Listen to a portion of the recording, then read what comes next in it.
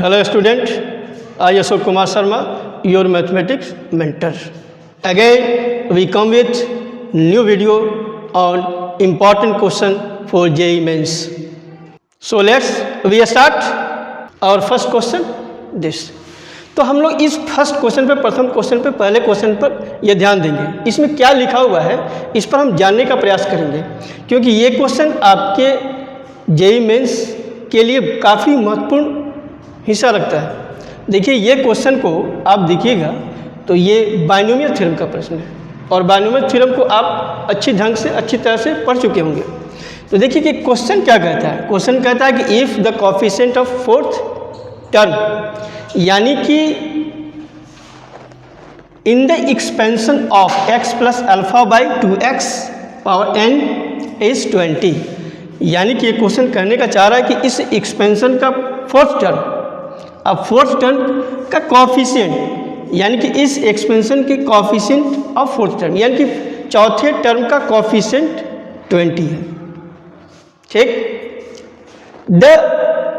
Then the respective value of alpha and n r, तब इसमें alpha और N का मान क्या होगा ये हमको बताना है। तो बात आप समझ गए अच्छी तरह।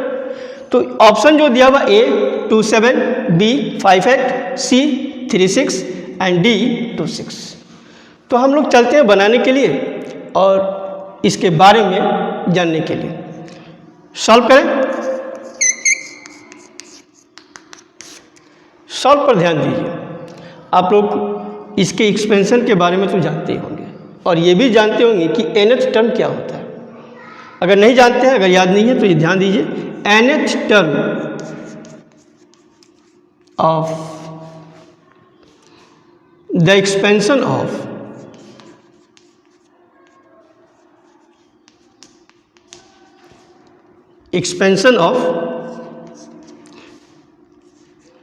a प्लस बी का पावर n। तो अगर हमको nth टर्म निकालना हो एक्सपेंशन का तो कैसे निकालेंगे? n के बदले आप rth टर्म पर बात कीजिए। n c rth टर्म का रहा तो r में से एक माइनस कर देते हैं, r माइनस 1। इसके बाद a का पावर कितना होता है, तो n में से इतना को माइनस कर दीजिए। n में से क्या करेंगे, जितना यह सफिक्स है उतना वो क्या करते हैं, माइनस कर देते हैं। और b का पावर जो सेकंड टर्म है उसमें यह जितना सफिक्स है वही हो जाता है, r माइनस 1। तो ये तो rth टर्म की बात है, लेकिन जनरल टर्म जब आप जानिएगा तो जनरल टर्म क्या होता है, तो general term r plus 1 term को ही जनरल टर्म कहा जाता है। किसको कहते हैं, r प्लस 1 टर्म को। तो देखिए अगर जनरल टर्म की बात है तो जनरल टर्म आपको याद रखना होगा हमेशा, तब जाकर इस क्वेश्चन को आप बना सकते हैं। तो आप जानिए जनरल टर्म, तो जनरल टर्म कौन सा टर्म हो गया, r प्लस 1 टर्म। तो जनरल टर्म आपको याद रखना होगा, तब जाकर आप बना सकते हैं। General term of the expansion of the expansion of a plus b का पावर n। तो ये जनरल टर्म होता है एन सी आर, ए का power n minus r, b का पावर r। तो ये जो हुआ ये जनरल टर्म हुआ। अगर यहीं पर ही शब्द केवल कोएफिशिएंट लगा दे इस एक्सपेंशन का तो ये सब होता नहीं है, यही होता है। लेकिन हम लोग इस एक्सपेंशन की बात करेंगे जिसमें x क्या है, वेरिएबल है, अल्फा और n फिक्स्ड है। तो हम लोग इस प्रश्न की बात करें और इस प्रश्न पर, इस क्वेश्चन पर हम लोग जनरल टर्म लेके चलेंगे और जनरल टर्म को हम 20 से क्या करेंगे, इक्वेट कराएंगे। ओके, तो देखिए फोर्थ टर्म कह रहा,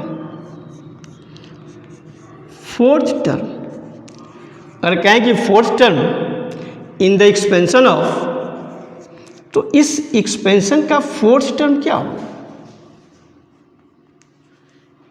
एक्सपेंशन ऑफ ये x plus alpha by 2x का पावर n। तो फोर्थ टर्म जो होगा वो NC और 4 में से एक माइनस कर दीजिए, NC3 एंड x का power n-3 and alpha by 2x का पावर 3। ये हो गया हमारा फोर्थ टर्म। लेकिन कहता है चूंकि कॉफिशिएंट, हमको फोर्थ टर्म का क्या चाहिए, कॉफिशिएंट। तो जब हम कॉफिशिएंट की बात करेंगे तो x को क्या करेंगे, आउट करेंगे, जो भी x रहे, जितना भी रहे। तो हम लोग x को आउट करके सिर्फ NC3 और अल्फा के पावर को ध्यान देंगे। ओके, तब हम लोग देखते क्या है, कॉफिशिएंट की चर्चा करें। अब हम कॉफिशिएंट पर जाएंगे तो कॉफिशिएंट ऑफ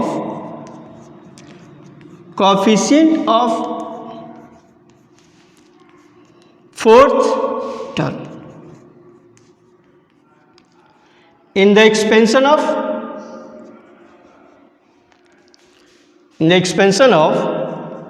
इस एक्सपेंशन पर,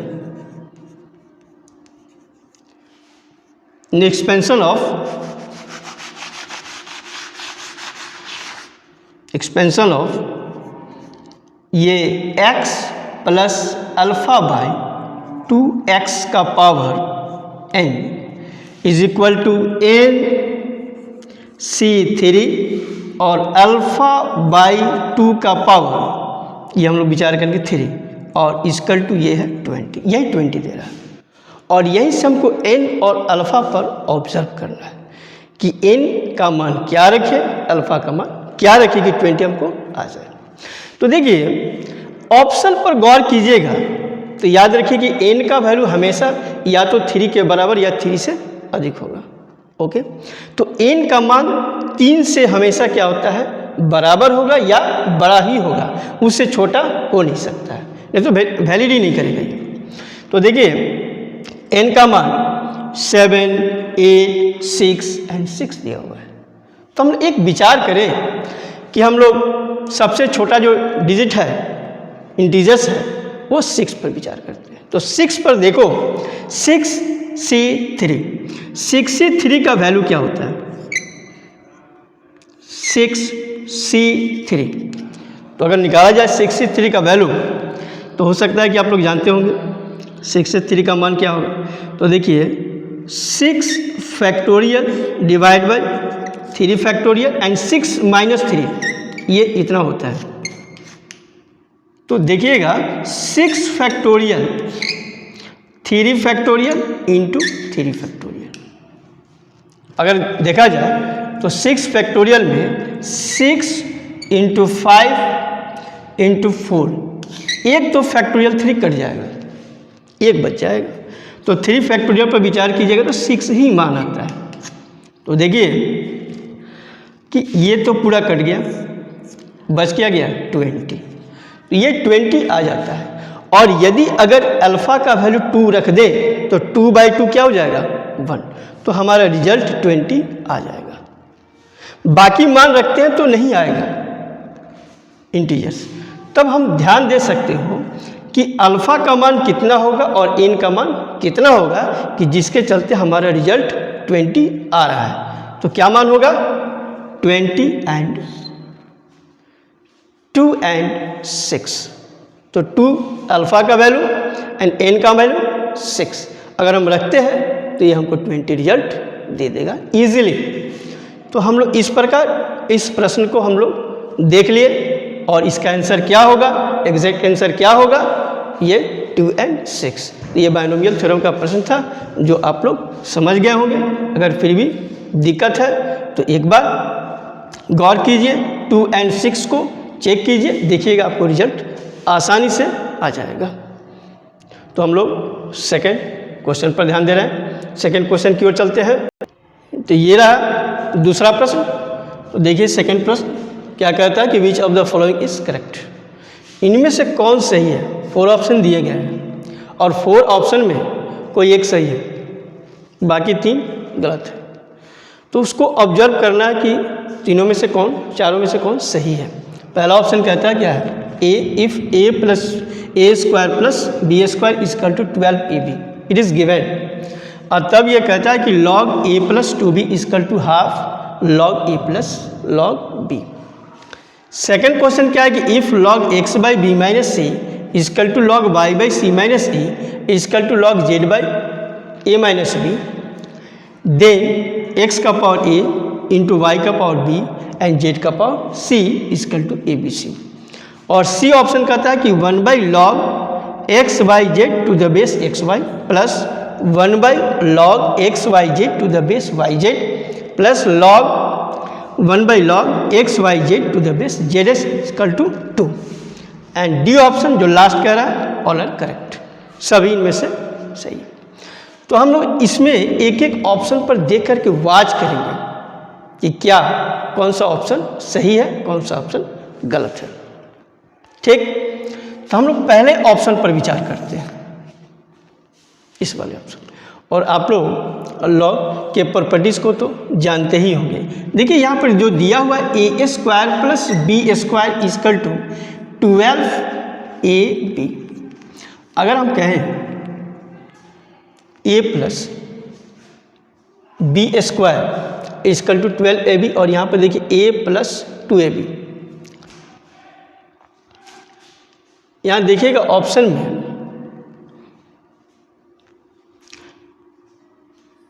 1/2 log a plus log b। जो ऑप्शन में दिया हुआ है A square plus B square equal to 12ab log A B आप लिख सकते हैं। ठीक, log half log A B. अब ए बी का मान इसमें डालेंगे, क्या करेंगे, ए बी का वैल्यू डाला जाए। तो ए बी का वैल्यू क्या है यहाँ पे देखिए, तो A square plus B square by 12 लिख सकते हैं। ठीक, तो ये 1/2 log A square plus B square minus log 12 आप लिख सकते हैं। क्या लिख सकते हैं, माइनस लॉग 12, जो which is not equal to log A plus 2b, जो लॉग ए प्लस 2b के बराबर नहीं है। इस वजह से ये ऑप्शन क्या होगा, नहीं होगा। अब हम लोग दूसरी तरफ मूव करते हैं, दूसरे ऑप्शन पर विचार करते हैं, सेकंड ऑप्शन। तो सेकंड ऑप्शन में दे रहा है कि इफ लॉग, ये बी ऑप्शन देखिए, log x by b minus c is equal to log of y by C minus a is equal to log Z by A minus b. तो ये दिया हुआ है, तो अगर हम इसको के मान लें, जहाँ कहीं भी 3 या 4 का रेशियो अगर इक्वल टू में दिया हुआ है तो हम लोग उसको के मान लेते हैं, जहाँ कहीं भी प्रश्न ऐसा हो। तो यहाँ पे देखिए कि log x तब क्या हो जाएगा, के बी माइनस सी। log y को क्या लिख सकते हैं, के सी माइनस ए। log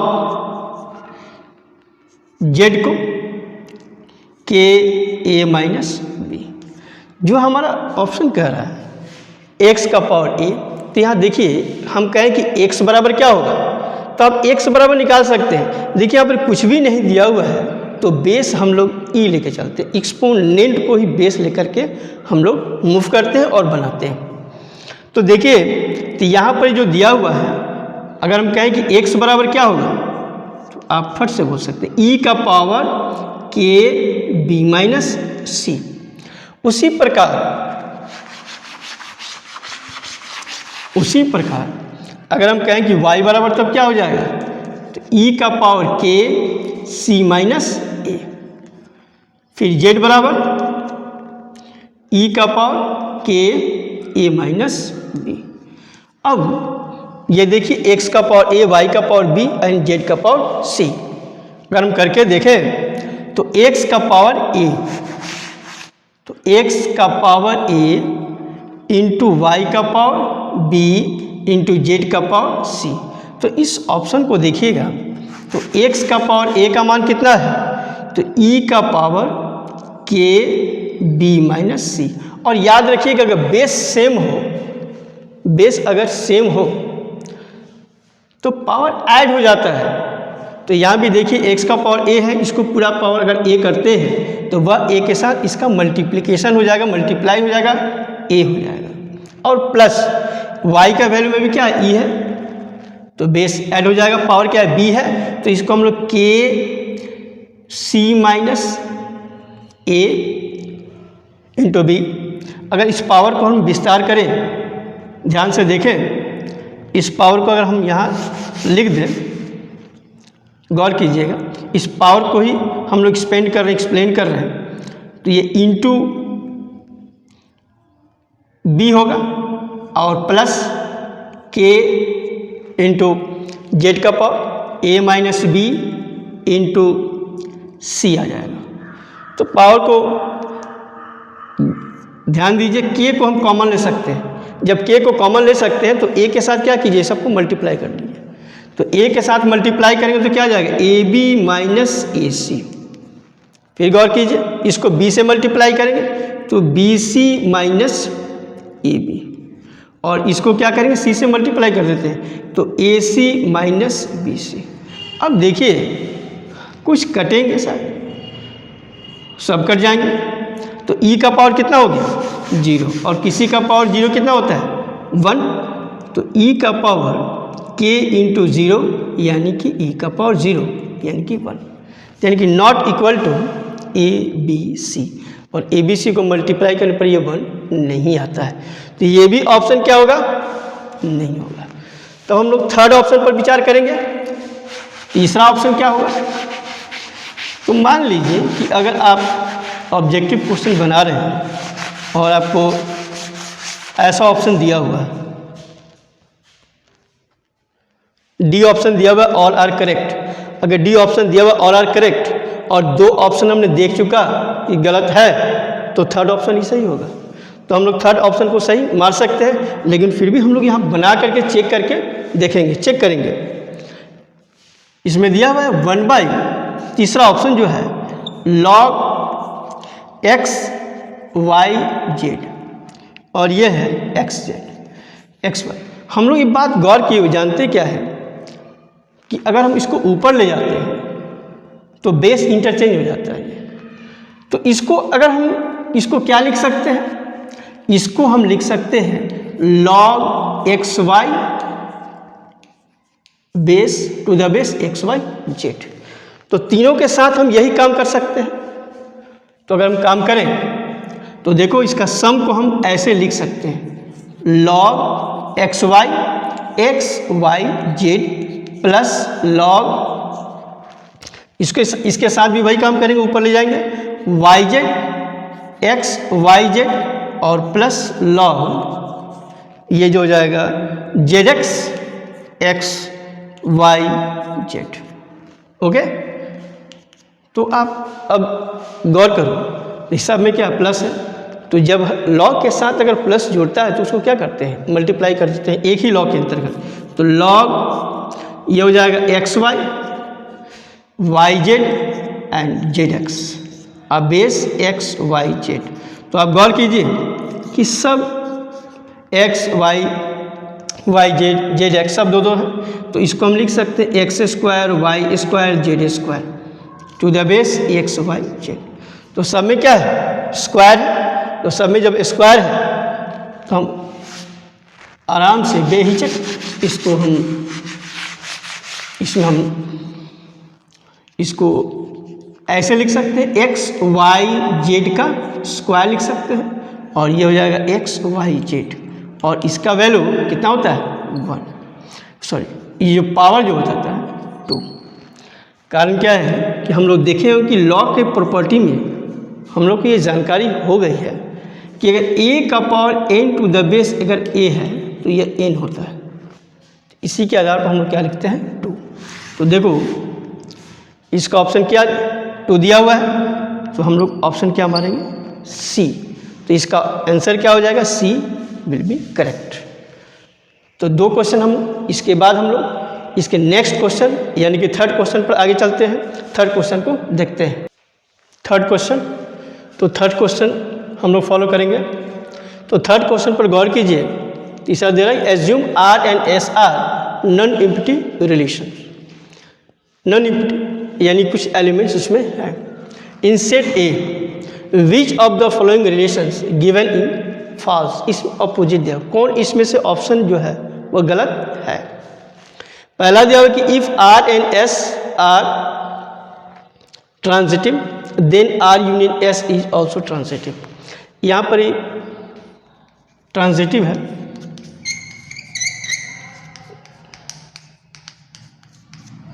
दोनों अगर ट्रांजिटिव है तो क्या r union s is transitive.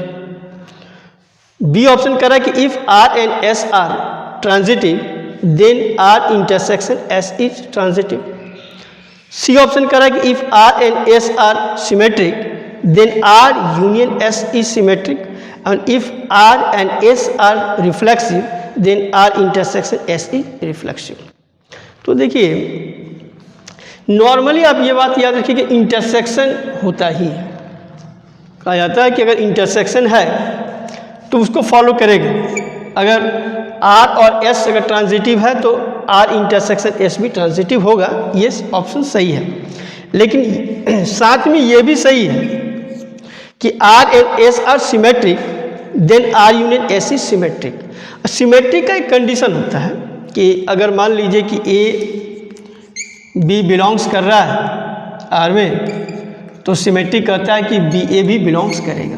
तो यूनियन लगे तो वो सिचुएशन को पालन कर देगा, वो आर यूनियन एस भी क्या हो जाएगा, सिमेट्रिक हो जाएगा। और डी ऑप्शन कहता है कि if r and s are reflexive then r intersection s is reflexive. Intersection है, रिफ्लेक्सिव है, तो उसका इंटरसेक्शन भी क्या होगा, रिफ्लेक्सिव होगा। अगर r and s are reflexive है तो उसका इंटरसेक्शन भी क्या होगा, रिफ्लेक्सिव होगा। हाँ, ऑप्शन ये 1 2 3 ये ऑप्शन बिल्कुल सही। अब कहता है कि फॉल्स, फॉल्स चाहिए, तो 3 ऑप्शन तो बिल्कुल सही ऑप्शन है, लेकिन अब देखना है कि इसमें से गलत कौन है। तो बचता क्या है, ए। तो ए पर गौर किया जाए तो देखिए एक एग्जाम्पल के द्वारा हम समझें। अगर इफ ए बराबर दे दे, मान लीजिए कि 1 2 3 और एक कंसीडर कीजिए एक रिलेशन आर जो क्या हो, ट्रांजिटिव हो। तो अगर हम 2 2 ले लो और 2 3 ले लो तो स्पष्ट पता चल जाए क्या कि ये ट्रांजिटिव है। एस पर हम विचार करें कि अगर हम देखें 1 1 एंड 1 2, तो देखो आर यूनियन अगर एस करो तो देखो 1 1 आएगा, 2 2 आएगा, 2 3 आ जाएगा एंड 1 2 आ जाएगा। तो यहाँ गौर करने वाली बात क्या है ट्रांजिटिव के लिए, जैसे 1 2 और 2 3 ये 2 एलिमेंट्स हैं। अगर 2 2 को शिफ्ट किया जाए तो क्या बचता है, 1 3। तो 1 3 इसमें है तो 1 3 नहीं है। तो जब 1 3 नहीं है तो ये ट्रांजिटिव नहीं होगा। तो इसका ऑप्शन, तो ये करेक्ट ऑप्शन कौन सा हुआ, क्योंकि फॉल्स पूछ रहा है तो करेक्ट ऑप्शन ए हो जाएगा। बाकी सभी ऑप्शन जो है सही है, गलत कौन सा है, तो ए। तो इसीलिए हम इस क्वेश्चन के लिए जो है सही ऑप्शन क्या मारेंगे, फर्स्ट ए।